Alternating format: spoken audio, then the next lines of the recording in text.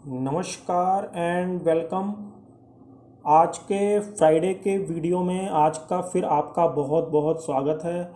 आज हम फिर निफ्टी के ऊपर चर्चा करेंगे और मंडे के लिए समझेंगे कि आज जिस तरीके का फ्राइडे के दिन डाउन ट्रेंड बंद हुआ है गैप डाउन होके, तो अब निफ्टी अगले हफ्ते या अगले दिनों के अंदर किस तरीके से मूव कर सकता है, इसी चीज़ को हम चार्ट के ऊपर समझेंगे।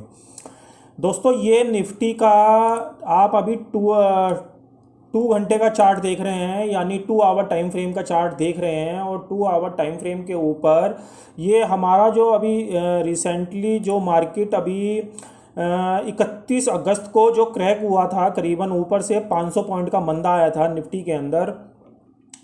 तो उसके अंदर जो क्लोजिंग थी निफ्टी की, वो दरअसल 11,342 की थी।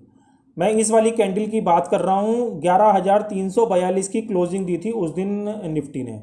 मगर जो आज क्लोजिंग आई है निफ्टी की, वो 11,333 रुपये की आई है। इसका मतलब क्या है कि बाजार के अंदर सेलर हावी होते जा रहे हैं, और हो सकता है कि आने वाले दिनों में आपको जो मंदी अभी ये टेम्परेरी बेसिस पे दिख रही है, या ये धीरे धीरे आपको दिख रही है, ये आपको ज़्यादा गहराती दिखाई दे।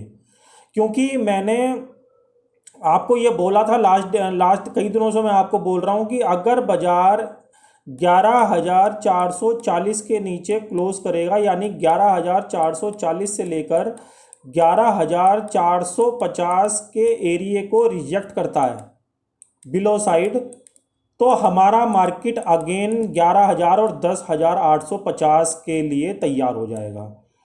तो जो कि आप ये देख रहे हैं, आज बाजार यहाँ से ये गैप डाउन होके प्राइस ने यही जो मैंने ये जो येलो कलर का जो मैंने यहाँ पे एरिया बनाया हुआ है, ये दरअसल यही वाला एरिया है 11,440 से लेके 11,450 का।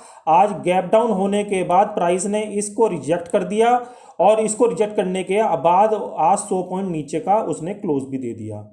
और आप ये देख रहे होंगे कि इस लेवल की इम्पोर्टेंस आपको इस तरीके से भी दिख रही होगी, जो मैं जिस लेवल की बात कर रहा हूँ 11,440 की, कि जब बाजार आज गैप डाउन हुआ तो बाजार ने सबसे पहले मॉर्निंग में 11,336 का लो लगाया, और उसके बाद जब प्राइस रिट्रेस होना शुरू हुआ इंट्राडे बेसिस पे, तो आपको जो निफ्टी ने हाई लगाया वो 11,450 का लगाया।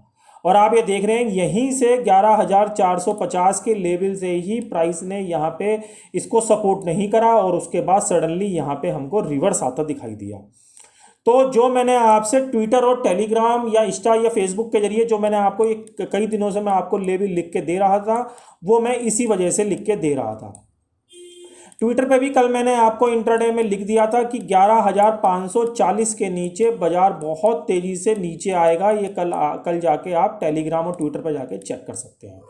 अब आने वाले दिनों में अब क्या हो सकता है, हम इसके ऊपर चर्चा करेंगे। फिलहाल हमने ये मोटा मोटा समझ लिया कि मार्केट के अंदर अभी आज तक के सेशन के अंदर क्या हुआ।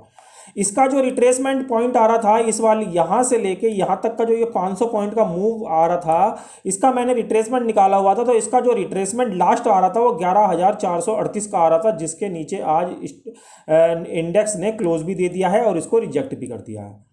तो अब मैं आपको डेली चार्ट के ऊपर लेके चल रहा हूँ। डेली चार्ट के ऊपर ये मैं यहाँ पे मैंने ये इम्पल्स भी बनाए हुए हैं, मोटिव वेव भी बनाए हुए हैं। और ये मोटिव वेव जो इम्पल्स, जिसे हम इम्पल्स भी कहते हैं, ये इसकी जो मैंने आपको कई बार बता चुका हूँ, यहाँ से इसका जो ट्रेंड शुरू हुआ था ये 7,7500 के आसपास से शुरू हुआ था। तो यहाँ से लेकर यहाँ तक का इसका ये फर्स्ट इम्पल्स बना था, और यहाँ से जब इसने इसको करेक्ट करा तो यहाँ पे इसका दूसरा पॉइंट बना, जिसको हम करेक्टिव वेव भी बोलते हैं। और यहाँ दूसरे से लेकर तीसरे तक, यानी यहाँ तक ये जो इम्पल्स था, इसको ये इसका लार्जेस्ट इम्पल्स होता है। तो ये मोटिव वेव भी बोलते हैं, हम इसको मोटिव वेव या इम्पल्स भी बोलते हैं। तो ये यहाँ तक इसने यहाँ पे इसको कंप्लीट करा 11,800 तक के लेवल पे। अब जो इसकी जो लेवल मैं आपको बता रहा हूँ, ये तीसरे नंबर का जो इम्पल्स है, इसकी कंडीशन क्या होती है कि प्राइस जब नीचे आना शुरू होता है as a fourth corrective wave, यानी जो फोर्थ वेव बनती है वो कुछ कुछ इस टाइप की बनती है। तो इसकी कंडीशन होती है कि 3 वेव का टोटल एरिया का जो फोर्थ वेव बनेगी, यानी जो फोर्थ वेव मैं आपको बता रहा हूँ जो अभी हो सकता है क्रिएट हो रही हो, एज ए रिट्रेसमेंट, ये इस वाली मूव का, टोटल मूव का जो ये थ्री नंबर की वेव है, जो कि यहाँ से लेके यहाँ तक की मूव मैं काउंट कर रहा हूँ थ्री वेव के जरिए, तो इसका टोटल 0.50 तक का रिट्रेसमेंट बैठता है इस वाले इम्पल्स का, जो ये थ्री नंबर का इम्पल्स है, इसका जो रिट्रेसमेंट बैठेगा ये 0.50 का बैठेगा टोटल इस एरिया का। तो इसका मतलब ये है कि बाजार अगर वाकई में इस कंडीशन को पूरा करने के लिए नीचे आएगा तो वो आपको काफ़ी नीचे के लेवल दिखा सकता है। मगर जैसा कि मैं हर बार बोलता हूं कि ये सब चीज़ें इतनी आसान नहीं होती हैं, ये केवल हम चार्ट के ऊपर पहले एनालिसिस करते हैं और फिर उसके ऊपर फोकस करते हैं और फिर प्राइस एक्शन के बेस पे काम करते हैं। बेसिकली ये सब चीज़ें इस तरीके से काम करती हैं। हमें कोई भी मंदी तेजी का मन में नहीं रखना चाहिए, केवल प्राइस एक्शन को फॉलो करते हुए, ट्रेंड को समझते हुए हमें काम करना चाहिए। अभी आप ये देखेंगे कि ये मैंने जो यहाँ पे जो एरिया ये मार्क करा हुआ है, ये दरअसल यही वाला एरिया है जो मैंने आपको अभी पहले वाली स्लाइड के अंदर दिखाया। ये वाला जो एरिया है ये 11,440 से लेके 11,450 का एरिया है। पहले हम इसको पकड़ते हैं, इसके ऊपर बात करते हैं। अब निफ्टी 11,450 के ऊपर ना तो क्लोज होना चाहिए ना सस्टेन होना चाहिए। अगर फर्दर सस्टेन करेगा तो हम तब की तब बात करेंगे, मगर अभी फिलहाल जो बाजार बंद हुआ वो 11,333 पे हुआ है। और जब बाजार को डाउन होना होता है तो यहाँ पे आपको हर तरीके से बैड न्यूज़ दिखाई देने लगती हैं चारों तरफ से, क्योंकि ये कोई बैड न्यूज़ बेसिकली बाजार की एक्चुअल बैड न्यूज़ नहीं होती हैं, ये बेसिकली क्रिएट करी जाती हैं उन स्पेकुलेटर के जरिए जो इस बाजार को ऊपर या नीचे लेके जाते हैं। बाजार के अंदर जब सेलर हावी होने लगते हैं और कहीं ना कहीं स्पेकुलेटर को भी पता लग जाता है कि बाजार अब नीचे आ सकता है, तो वो बैड न्यूज़ों का पिटारा खोल देते हैं। जैसे अभी आपको चाइना और इंडिया की टेंशन अभी सुनने में आई थी जिस दिन ये 500 पॉइंट का डाउन हुआ था, और इसी तरीके से कुछ जीडीपी की बातें, कुछ इकोनॉमी की बातें दरअसल बैड न्यूज़ होती नहीं है। वही जो क्या नाम है, कोरोना के जो पेशेंट हैं वो इंक्रीज़ हो रहे हैं, कोरोना की डेथ इंक्रीज़ हो रही हैं, तो उसको बेसिकली एक रूप दे दिया जाता है बैड न्यूज़ का। बेसिकली वो होती नहीं है, एक्चुअल में ग्राउंड में कुछ नहीं होता, वो बनाई जाती हैं, क्योंकि वो प्राइस एक्शन के बेस पे बेसिकली स्पेकुलेटर बनाते हैं, ना कि वो एक्चुअल में होती हैं। तो अभी हम प्राइस एक्शन के ऊपर जो समझ रहे हैं, मैं आपको केवल ये चीज़ बता रहा हूँ कि जो बाजार आज बंद हुआ है वो काफ़ी नेगेटिव टेरिटरी में बंद हुआ है, और उम्मीद ये है कि बाजार अगर कल गैप डाउन हो गया, कल का मीन्स यानी मंडे के सेशन में अगेन गैप डाउन हो गया, तो आप ये मान के चलें कि निफ्टी का जो पहला जो स्विंग सपोर्ट निकल के आएगा, जो मैंने यहाँ पे मार्क भी करा हुआ है, ये वाला, ये 11,100 के करीब का है। 11,100 के करीब निफ्टी इस लेवल के नीचे तुरंत आ सकता है, चाहे वो गैप डाउन के केस में, चाहे वो नॉर्मल केस में, चाहे वो प्राइस को यहाँ पे रिट्रेसमेंट करके इसको घुमाना पड़े 11,430, 11,440 और सडनली एकदम से फिर वो 11,100 के लेवल दिखाए। और उसके बाद जो अगला स्विंग लो बैठता है वो 10,850 का बैठता है 11,100 के नीचे। तो आप इन दोनों लेवलों को 11,440 के नीचे ध्यान रखें। ये मैंने 11,440 के नीचे मैंने ये दोनों के दोनों आपको बता दिए हैं। एक ये वाला सपोर्ट 11,100 का और दूसरा 10,850 का। ये दोनों आपको बहुत जल्दी स्क्रीन के ऊपर दिखाई दे सकते हैं, बशर्ते कि प्राइस एक्शन के अंदर जो मैं आपको बोल रहा हूँ कि 11,450 का एरिया अब सस्टेन नहीं होना चाहिए, ना इसके ऊपर अब क्लोजिंग आनी चाहिए। अगर इसके नीचे ही क्लोजिंग आ रही है और इसके नीचे ही प्राइस सस्टेन कर रहा है कंसोलिडेट के बाद, तो कभी भी बाजार अगर गैप डाउन भी नहीं दिया तो वो सडनली आपको ये दोनों लेवल बहुत जल्दी दिखा देगा। अभी बाजार के अंदर हो सकता है, जो मैं आपको बता रहा हूं, जो ये थर्ड वेव के अंदर जो फोर्थ वेव काउंट होती है, वो fourth wave as a retracement का काम करती है और वो बाजार को 700 से लेके 800 पॉइंट तक भी मंदा लेके आ सकता है, वो भी करंट प्राइस से, जो आपको अभी करंट प्राइस दिख रहा है। तो आपको इन सब चीज़ों का ध्यान रखना है, आपको चौकस रहना है।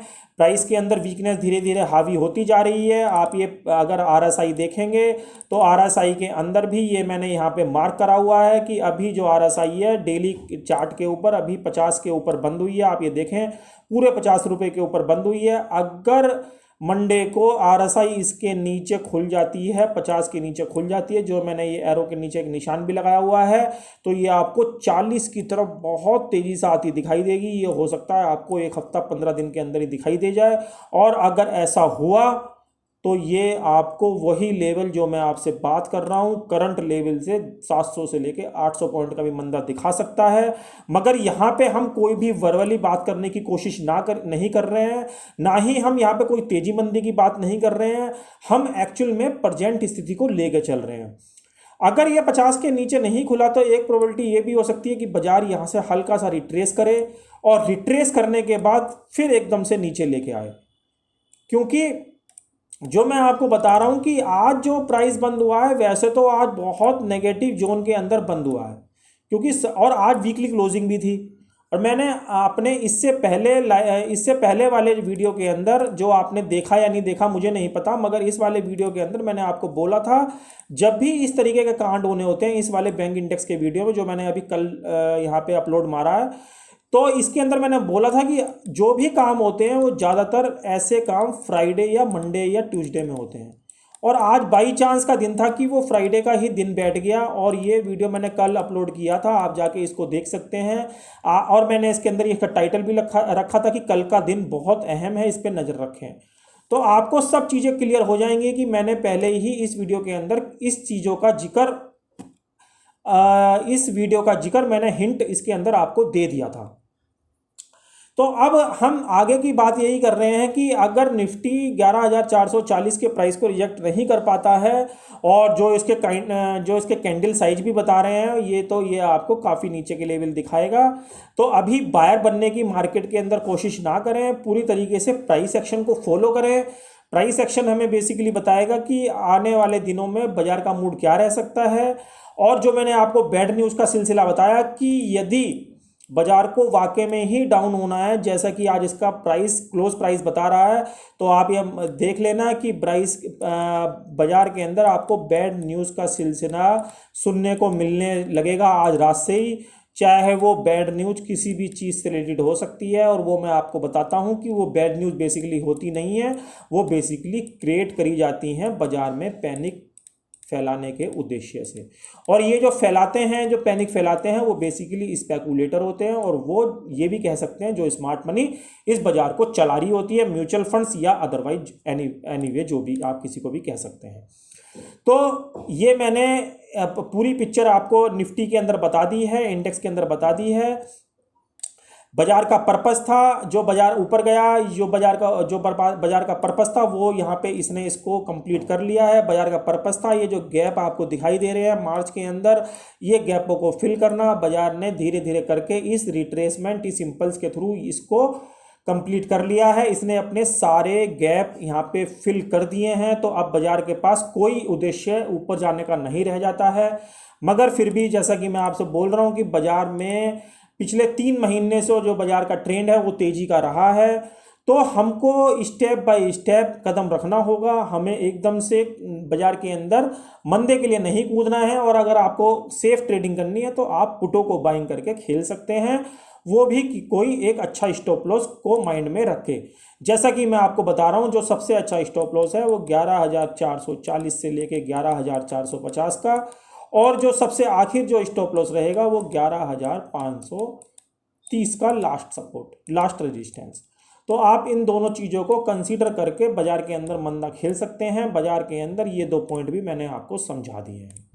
तो आशा करता हूँ वीडियो आपको अच्छा लगा होगा। इसके अंदर मैंने बहुत बारीकी से आपको ये सब चीज़ें बता दी हैं कि बाजार के अंदर बेसिकली क्या चल रहा है, और बाजार किस तरीके से आने वाले 10 दिनों में, आने वाले वीक के अंदर किस तरीके से मूव कर सकता है।